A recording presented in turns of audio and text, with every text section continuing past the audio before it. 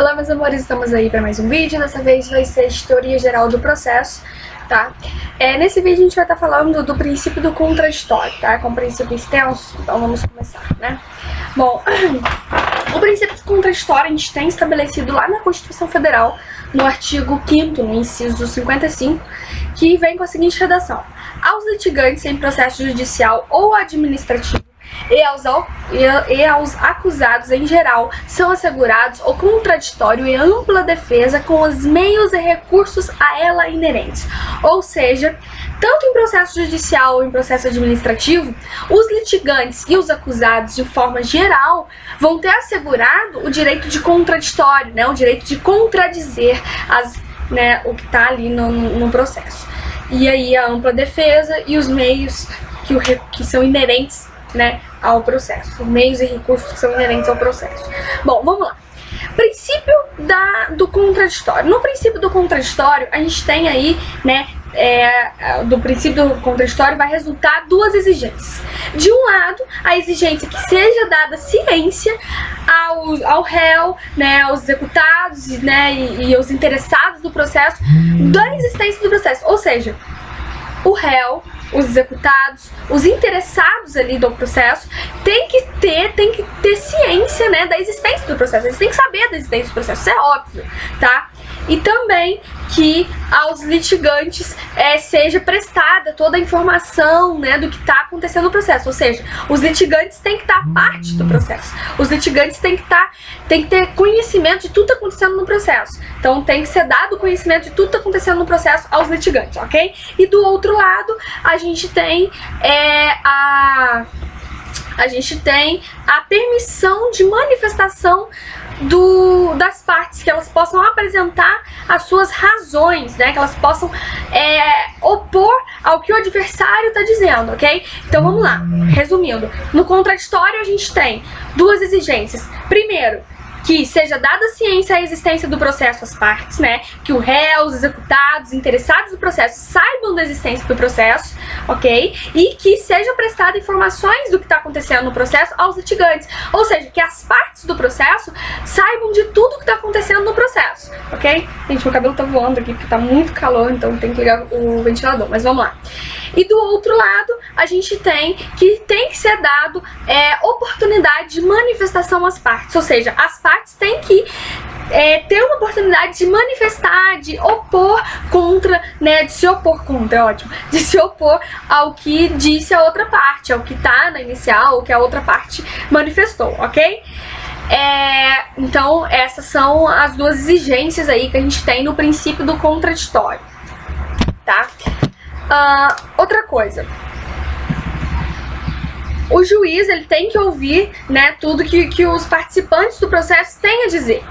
Então tem que ser dada essa oportunidade aí de manifestação, né, das partes, tá? E aí no Código de Processo Civil a gente tem dois artigos que vão tratar desse princípio do contraditório, que é muito importante, que são os artigos 9º e o artigo 10º, tá? O artigo 9º vai dizer que o juiz ele não vai poder proferir uma decisão sem ouvir previamente as partes. Eu vou ler aqui o artigo 9º, ó.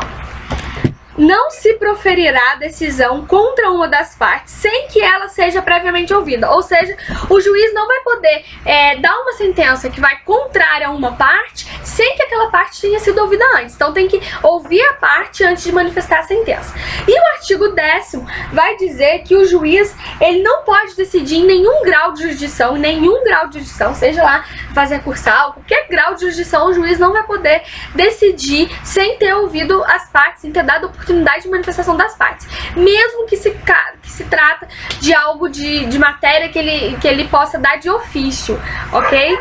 Então eu vou ler aqui para vocês o artigo 10º. O artigo 10º vai dizer assim: o juiz não pode decidir em grau algum de jurisdição com base em fundamento a respeito do qual não se tenha dado às partes oportunidade de se manifestar, ainda que se trate de matéria sobre a qual deva decidir de ofício. Mesmo que se trate de matéria que ele deva decidir de ofício, tá? Ele tem que dar oportunidade às partes. Por exemplo, vamos supor que ao curso do processo o juiz ele perceba que se trata de uma carência de ação. A carência de ação, ela enseja o quê? A carência de ação, ela resulta na extinção do processo sem resolução de mérito. A gente já viu isso quando a gente tratou lá como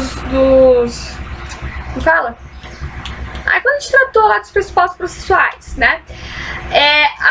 Então, quando for observado que há carência de ação, a carência de ação ela vai resultar na extinção da ação, né? Sem resolução de mérito. O juiz vai poder extinguir a ação sem resolução de mérito, sem ter ouvido antes as partes, sem ter dado a oportunidade de manifestação às partes? Não.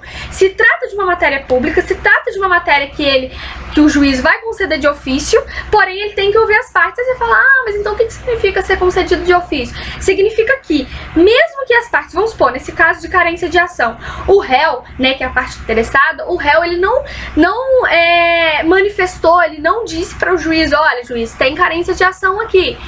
Mas o juiz, pegando a ação, o juiz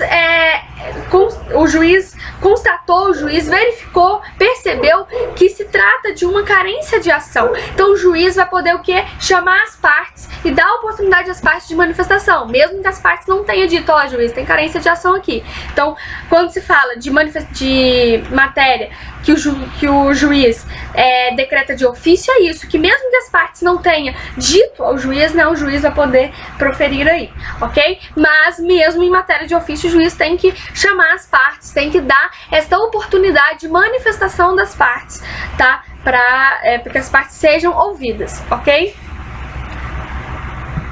Mas a gente tem uma exceção, tá lá no parágrafo único do artigo 9º, ele vai dizer que o disposto no caput não se aplica, ou seja, o juiz não vai precisar ouvir as partes para proferir a decisão nesses casos aqui, que é o caso do tutela provisória de urgência, que a gente vai ver daqui a pouco, e nas hipóteses do artigo 311, inciso 2 e 3 e artigo 701, tá? Que vai falar lá do mandato de pagamento, né, e etc. Então vocês dão uma olhadinha lá, dá uma leitura lá no artigo 311, inciso 2 e 3 e no artigo 701. Mas daqui pra frente a gente vai falar dele um pouquinho também, ok? Continuando, a gente vai falar agora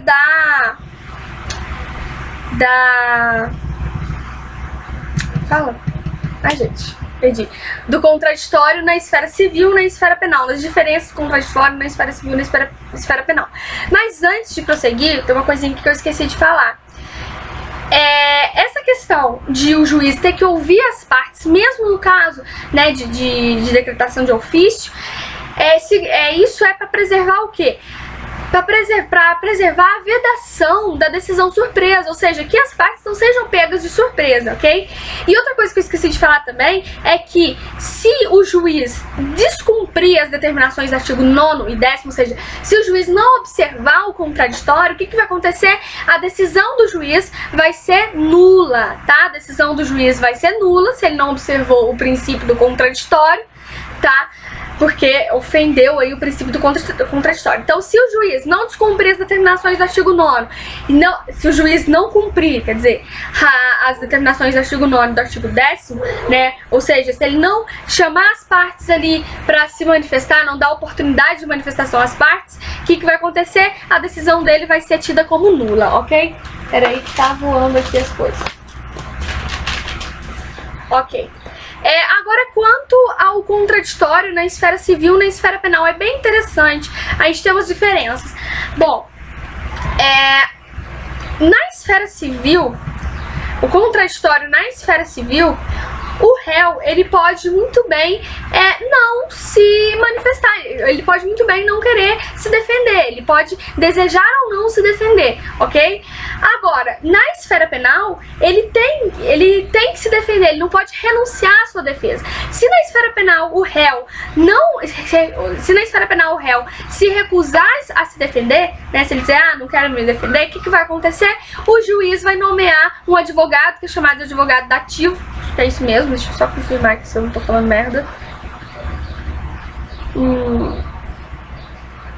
um advogado dativo, para apresentar a defesa técnica a favor deste réu, tá? Porque no direito, na esfera penal, a gente diz que o contraditório na esfera penal ele é sempre efetivo. Então significa que o réu ele não vai poder renunciar ao seu direito de defesa. Então se ele dizer, eu não quero me defender, o juiz vai escolher, vai nomear um advogado dativo para apresentar a defesa técnica aí em prol do réu, ok? Já na esfera civil, o réu ele pode muito bem se recusar a se defender. Só que na esfera civil a gente tem direitos de interesse disponíveis e direitos de interesses indisponíveis. Se a ação se tratar de um direito de interesse disponível e o réu dizer, não quero me defender, o réu se recusar a se defender, o que vai acontecer? Vai presumir que o que está na inicial é verdade, tá? Então, se tratar na esfera civil, tá? Se tratar na esfera civil de um direito disponível e o réu se recusar a se defender, o juiz vai presumir que o que está na inicial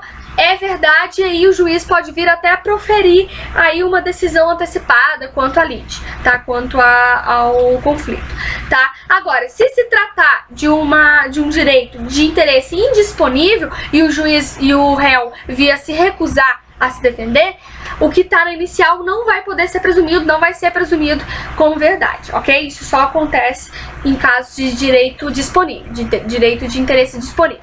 Outra coisa interessante na esfera penal, é que se tá lá ocorrendo, né, a audiência, o processo está correndo na esfera penal e o juiz verificar, o juiz perceber que o advogado não está prestando uma defesa adequada ao réu, né, as partes, o advogado não está prestando uma defesa adequada ao réu, o que o juiz vai fazer? Vai poder dar um prazo, né, pro réu constituir um novo advogado. Então o juiz vai desconstituir aquele advogado e vai dar um prazo para o réu escolher um novo advogado, ou vai nomear um outro advogado dativo, ok? Já na esfera civil, o juiz ele não tem esse poder. Mesmo que o juiz venha verificar na esfera civil que a parte não está sendo adequadamente defendida pelo advogado, ele não vai poder desconstituir o advogado da parte, como ele pode fazer na esfera penal, ok? Achei isso bem interessante, essas diferenças da esfera penal para a esfera civil, porque na esfera penal a gente tem o chamado contraditório efetivo, né? A gente diz que contraditório é efetivo sempre, é sempre efetivo, né? O acusado ele tem que ser defendido. Então, se caso o juiz perceber que ele não está sendo adequadamente defendido, ele deve desconstituir o advogado da parte, dar um prazo para que a parte traga um novo advogado, escolha um novo advogado ou nomear um advogado dativo. Ou em caso de a parte renunciar, dizer que não quer se defender, ele vai ter que nomear aí um advogado dativo para apresentar a defesa técnica, né, ao réu, ok? Pra fechar aqui, que o contraditório é grande, mas pro vídeo não ficar longo, eu vou terminar aqui, ele já tá ficando longo, eu vou terminar com contraditório e a liminar inaudita altera partes. O que é isso? Bom, no artigo 5º, quando a gente falou do artigo 5º da Constituição Federal, que lá no inciso 55, ele vai falar, né, que o contraditório é assegurado a todos, seja em processos judiciais ou em processos administrativos. Só que, nesse inciso 55 do artigo 5º da Constituição Federal, ele não vai estabelecer que o contraditório tem que ser exercido previamente. Ele não vai estabelecer isso. Então, o que significa? Significa que temos casos onde o contraditório ele vai ser exercido a posteriori, depois, né, de dado aí de ser concedida aí a medida, que se trata de liminar inaudita altera partes, né? Por exemplo, vamos supor que alguém tente fugir com uma criança para fora do país. Isso está lá, um exemplo aí do livro do Marcos Vinícius Rios, está lá do Código de Processo Civil esquematizado. Ele dá esse exemplo que eu achei bem interessante, bem simplista. Que uma pessoa tenta fugir com uma criança para um outro país, a mãe desesperada, né, entra com uma ação aí de busca e apreensão, obviamente, a mãe está desesperada. E aí, o que vai ser feito? Vai ser concedida essa liminar